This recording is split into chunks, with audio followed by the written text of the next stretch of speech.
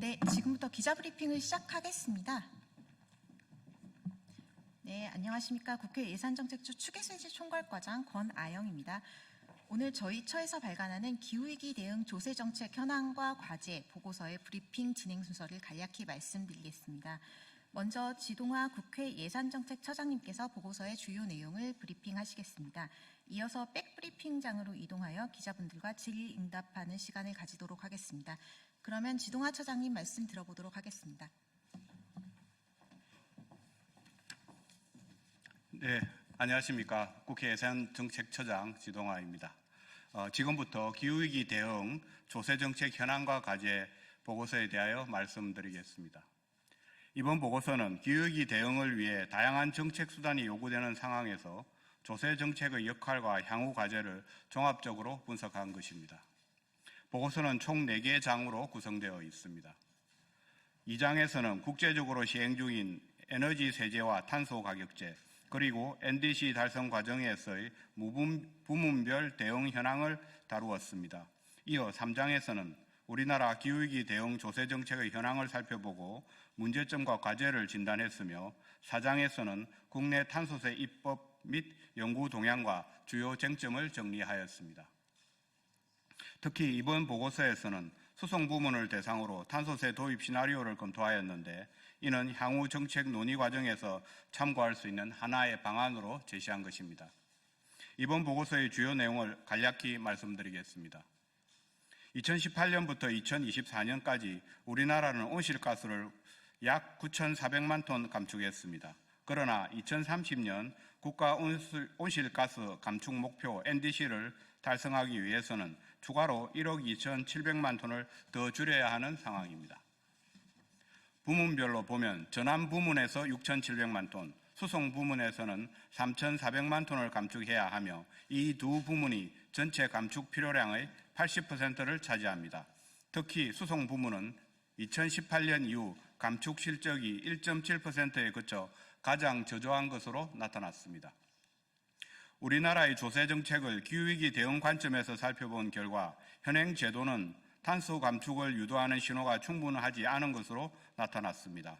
특히 수송 부문의 에너지 세제인 교통에너지 환경세는 탄소 가격 기능이 미흡하다는 평가입니다.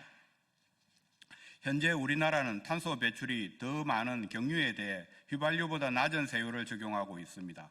OECD 국가들도 대체로 경유 세율을 휘발유보다 낮게 책정하고 있지만 탄소 배출량을 기준으로 환산한 우리나라의 경유 세율은 휘발유 대비 51.6% 수준으로 OECD 평균인 60에서 80%에 비해 낮아 탄소 가격 신호가 상대적으로 약한 상황입니다.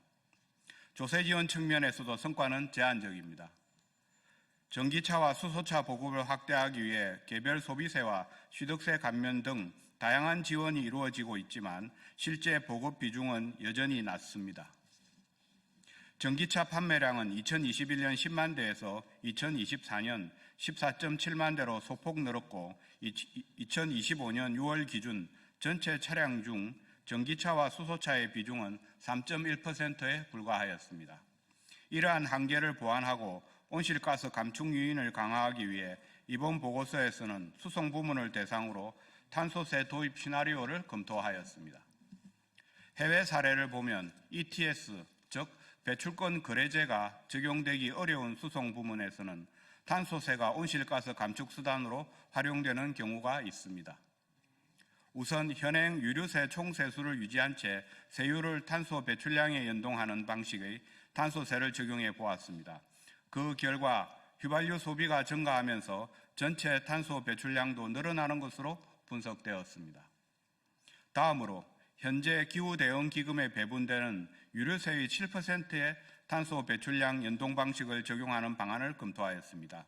이 경우 초기 탄소 가격은 톤당 약 16,500원으로 추정되었습니다.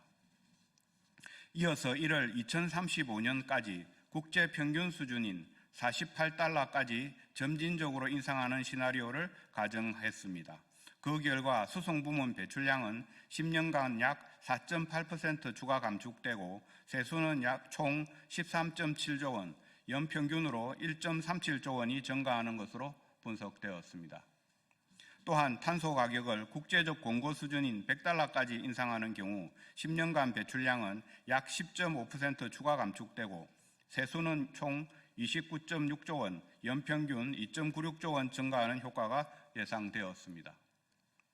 이번 보고서는 이 밖에도 전환, 산업, 건물 부문의 조세 정책과 지원 현황 그리고 제도적 한계까지 함께 다루었습니다.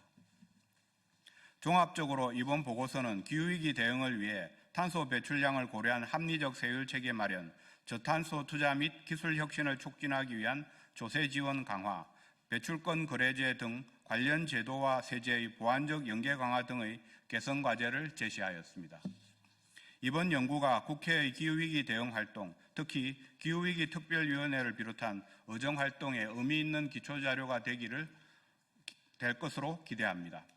오늘 말씀드린 내용이 언론인 여러분의 보도활동에 도움이 되기를 바랍니다. 국회 예산정책처는 앞으로도 다양한 조세 정책의 현안을 분석하고 정책 지원을 강화해 나가도록 하겠습니다. 이상으로 마치겠습니다. 감사합니다.